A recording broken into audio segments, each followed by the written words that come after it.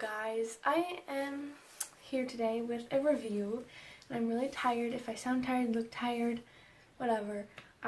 It's like midnight, but I just finished The Girl on the Train by Paula Hawkins. I have so much to say about this book. First, let me clear this up. I know I'm at like this weird angle right now, but I didn't feel like setting up this whole thing so it would be at a good angle, so this is how it's gonna be for this video. Okay. Let me tell you right now, this book gets 1.5 out of 5 stars from me. That's it. This book was horrible. I literally can't stand this book. Okay, so I finished it about like 15 minutes ago.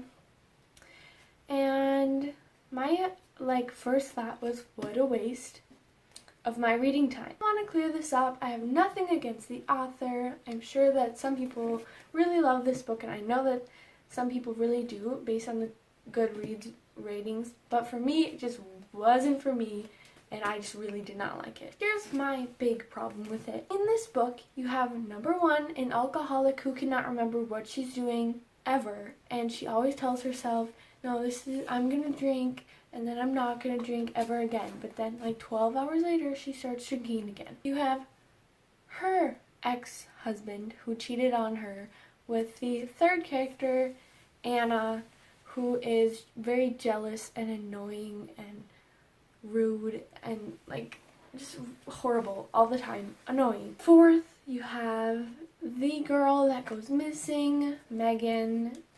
By the way, you should probably leave if you don't want to be spoiled, because it's gonna get spoiled, like really spoiled soon. And Megan she is just a little different. I don't know, the way she's also cheating on her husband, and like, I don't know, just like, I can't with her. And then you have her actual husband, Scott, who I don't even know how to describe him. He's just very odd. He needs to calm down a little bit and just chill out. You have a very strange psychologist who seems to be the one that Megan is cheating on Scott with. And you have this red-haired dude that literally has like no significance at all. That's all you have. You have that many characters. Like, there's pretty much no other side characters even. There's like detectives, and there's like parents of some of these characters, like, but barely, not even. It doesn't even matter. But of all of these characters, there's not one of them that I could tell you that I like. During the book, I was just like, okay, who do I want to be the murderer here?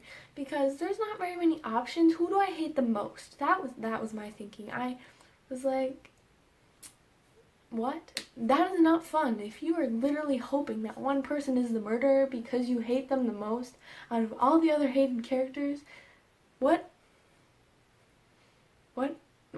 the point? I wouldn't say that the person who is the murderer was predictable, so there is that where it was kind of a twist, but I was very bored. I was only reading it so that I could finish it and start a new book.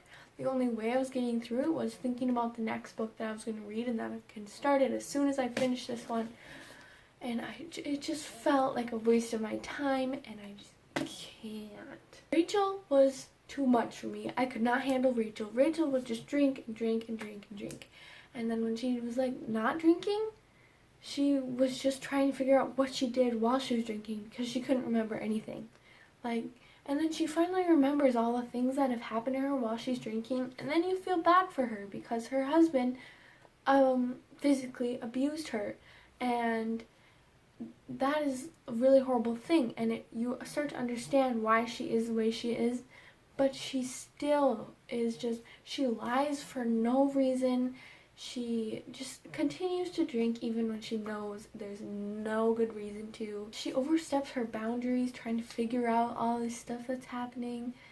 And then you find out that she tried to like take her ex-husband Tom's and his new wife Anna's baby. Like, what? And then you have this And you have Anna, who's super jealous and like really annoying all the time and just needs to go away and like stop. And then you have Rachel, who just wants to be in everybody's business and does everything, teaming up at the end to stab the murderer with a corkscrew and then lying to the police that it was self-defense. Well, it kind of was, but like, my mom and I both have read this book now. She read it first. She told me that she didn't really like it, but that it got better at the end. I honestly didn't think it got that much better at the end. It got okay at the end. It got kind of like a little bit exciting at the end, but it ended so quickly after that happened. There was no closure. There was nothing really. All they said was, oh, Rachel stopped drinking. Rachel hasn't had anything to drink for 22 days, but yeah, now she's going to go to sleep and have nightmares because she's not drinking. And I'm just like, what? And then it ends.